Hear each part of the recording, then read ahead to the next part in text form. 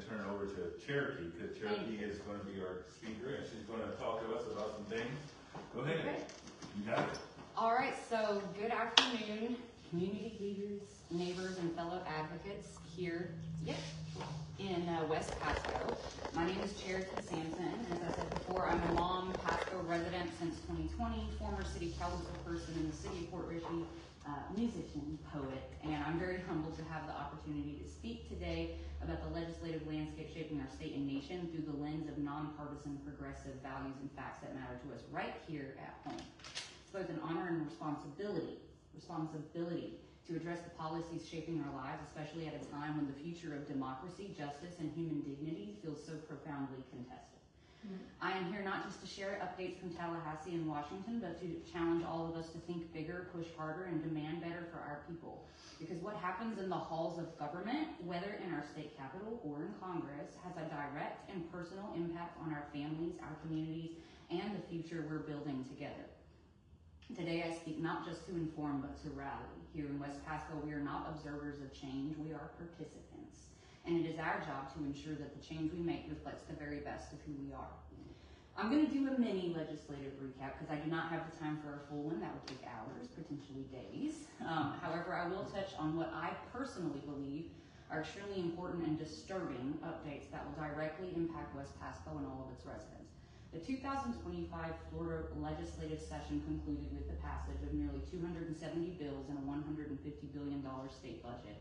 And although some measures like expanded sales tax holidays offer working families temporary relief, a month-long back-to-school holiday in August, and camping gear exemptions throughout the end of the year, these are welcome, but they are insufficient. Let's be honest, tax holidays don't fix systemic inequities. They offer a Band-Aid, not a cure. While prices go up and wages remain stagnant, too many working-class families in West Pasco are, as Marlo said, one paycheck away from disaster. So let's dive right in, shall we? House Bill 1205, as was mentioned here, restricts citizen ballot initiatives, making it harder for everyday Floridians to engage in democracy. It limits the number of petition gatherers, requires intrusive personal data. That was the one that I really did not, besides everything else. And imposes burdens that can silence grassroots movements, as was discussed. This isn't about order, it's about control, and we must call it what it is, voter suppression by design. That affects every single person in the state, including those right here in West Pasco. Senate Bill 868 undermines digital privacy, especially for minors, granting law enforcement and parents access to child's private social media messages.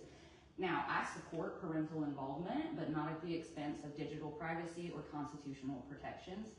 Once we weaken encryption, we open the door to abuse. We are not safer when our rights are sacrificed. Why not crack down further on groomers and child predators? Why not lengthen and persecute to the fullest extent of the law those who would, quote, go after children?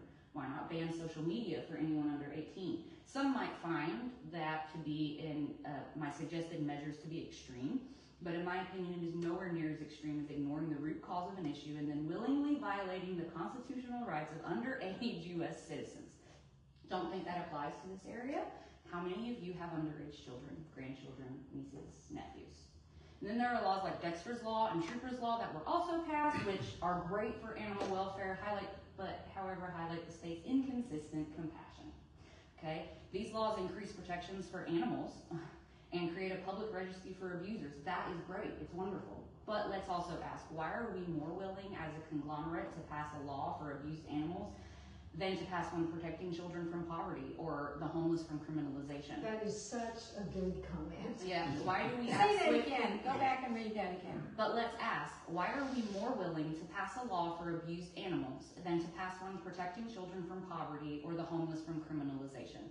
Why do we act swiftly to protect animals but hesitate to house our neighbors and feed our children?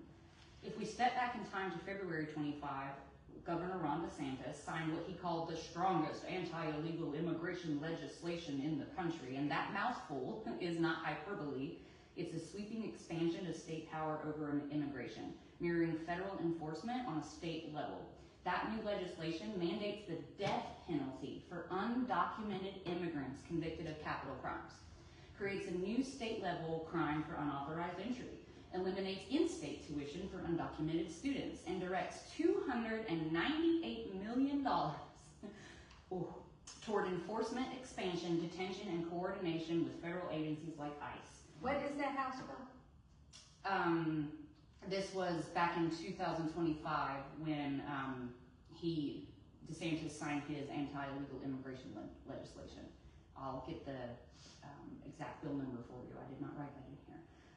This entails the hiring of more than 50 new law enforcement officers focused on immigration, plus grants to equip and train local agencies, keyword there, bonuses for officers who assist in federal operations, and reimbursement for leasing detention facilities. And of course, we all know that even though they are being challenged in court, they still built the facility in the Everglades, Alligator Alcatraz, but I think they got the name wrong. I think it's Alligator Auschwitz. It's inhumane conditions, minimal medical care, environmental destruction, and the public has virtually no access or oversight. And so you might ask, why does this matter for Pasco County, for West Pasco? So let's be clear. Local police become an extension of ICE. Entire communities go silent. Not because they feel safe, but because they are afraid. These agreements allow local police to act under federal ICE authority. That means immigration enforcement is now part of routine policing in our own neighborhood. And immigrant victims of domestic violence won't report abuse. Immigrant workers won't report wage theft. We know that they aren't just taking people who are illegal immigrants. They are taking U.S. citizens, and they are taking immigrants as well. Well, but isn't it because the distinction is really not immigrant versus non-immigrant, but skin color? Yes. Okay. Well, it's important, I think it was raised here already, that white people are not being targeted. European immigrants. They're being targeted for not being able to re-enter the country, but within the United States, they're not, no. But all of this is in service of a political agenda that treats undocumented neighbors not as people, but as problems. This isn't about public safety, it's about political theater. And it comes at the cost of family unity, community trust, and civil liberties. And this isn't just a state or federal story. It's local. It's ours. At the April 10th, 2025 Port Richey City Council meeting, the City of Port Richey voted to approve entry into a 287G task force agreement with the United States Department of Immigration and Customs Enforcement. Repeat that, please. I want to write that down. April 10th. April 10th, 2025, the City of Port Richey held a City Council meeting to vote to approve entry into a 287G task force agreement. 287G. Yes. Task force agreement with the U.S. Department of Immigration and Customs Enforcement. Which means? This agreement allows local police officers to be trained and deputized by ICE. And enabling them to identify and detain individuals based on immigration status during routine interactions. Question, may I just stop you, just to clarify something? So is Newport, so is that the Newport I'm Richey? about to say that. Sorry. Yep. Just days later, Newport Richey voted to enter a similar 287G agreement, and despite lone vocal opposition from Council Member Bertrell Butler IV, right? Third. Okay. Or he's the fourth. Oh, okay. Who warned the council was handing away unnecessary power, the measure passed. It was unanimous in Port Richey, and only one person voted against it. So is it the Newport, so the Port Richey Police, the Newport Richey Police Yes. can do all that? What about the Pasco Sheriffs? That I have not gotten into. Yeah, they're also part of it. I thought so though. They were And too. cities and. Now, what is the implications of this? They can do I'll get whatever. into that Okay. right now. And so what does that mean for us in West Pasco? It means immigration enforcement is no longer somewhere else. It's here, embedded in the day-to-day operations of our local police departments. It's a shift that will change the very nature of community policing, especially in immigrant-heavy areas of Port Richey and Newport Richey. And the most recent development that we all woke up to a couple days ago that I sent Marlo a million messages about, across the country, we are facing a housing and mental health emergency, yet the response from our leaders, especially at the state and federal level, is one rooted in punishment, not prevention. 2 days ago, on July 24, 2025, President Trump signed an executive order titled Ending Crime and Disorder on America's Streets. This policy represents a sharp turn towards enforcement-focused solutions that directly target people experiencing homelessness and mental health crises. This order calls for forced removal of encampments. 2/3 of unhoused individuals report substance abuse disorders, and now they are able to target those individuals. Long-term housing investments are notably absent from the plan. The directive also empowers Attorney General Pam Bondi to challenge judicial precedents that currently prevent encampment removals. And now, if you remember, last year, I believe, was when DeSantis put $30 million towards controlling the homeless population, and not, of course, the state offered $30 million in funding, but not for housing, but to build encampments. To put them all in one place. Where is that a thing? That's the state. The state of Florida offered $30 million in funding, not for housing. So in one place, so is that one place the alligator Alcatraz place? That has to do with the immigration Alcatraz, Auschwitz.